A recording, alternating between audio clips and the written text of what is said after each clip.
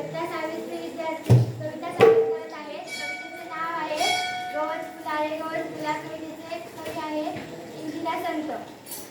रंग रंगुल्या चांदण्या गवत फुलारे गवत फुला. असा प्रकारे मला लागला सांग फुलारे तुला सांग फुलारे तुला. मित्रांसंगे माळावरती पतंग उडवताना तुला पाहिजे गवतावरती झुलता झुलता विसरून गेलो पतंगाच्या सोडून गेलो मित्रांना पाऊल तुला हरपून गेलो. अशात झाले रंग रंगल्या सांग सांगल्या गवत फुलारे गवत फुला.